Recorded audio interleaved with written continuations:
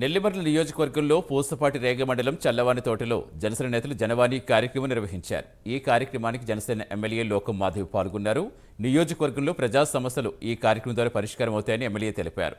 గ్రామంలో అధికంగా సాగు, తాగునీటి సమస్యలతో పాటు శానిటేషన్ సమస్యపై అధిక ఫిర్యాదులు వచ్చాయని ఎమ్మెల్యే తెలిపారు.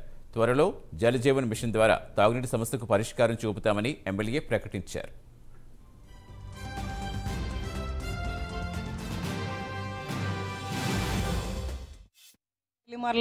అలాగే నెల్లిమర్ల ఒక మెట్రోగా తయారవ్వాలి అన్న ఉద్దేశంతో ప్రతి అడుగు వేస్తానని ప్రజలకు మాట ఇవ్వడం జరిగింది.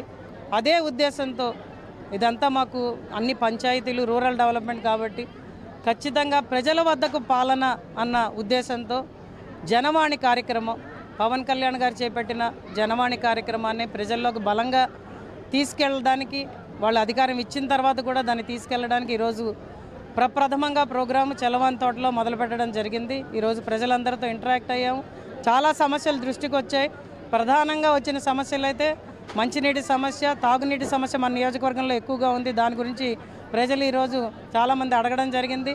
అలాగే కాలువలు, ఎక్కడ చూసినా మురికి నీరు. కాలువలు అనేవి మనం ఖచ్చితంగా వెంటనే కట్టాలి. దానికి నిధులు ఎలా సమకూర్చాలన్నది కూడా మనం ఆలోచిస్తున్నాం. అదే విధానంగా రోడ్లు కూడా మనకు సరిగ్గా లేవు.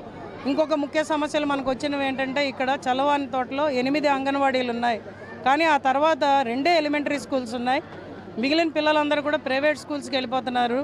ఆ తర్వాత పిల్లలు వచ్చినా కూడా 2012 నుంచి ఈ పరిస్థితి ఉంది. కానీ తర్వాత పిల్లలు అడిగినా కూడా ఇక్కడ స్కూల్ పెట్టలేని పరిస్థితి ఉంది. అదే విధంగా ఇక్కడ ప్రభుత్వ భూమి కూడా అంత అందుబాటులో లేదంటున్నారు.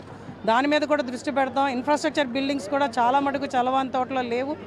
ఇక్కడున్న 12 హ్యామ్లెట్లకి న్యాయం జరిగేటట్టు, వాళ్ళకి అందుబాటులో అన్నీ వచ్చేటట్టు మనం చెయ్యాలి.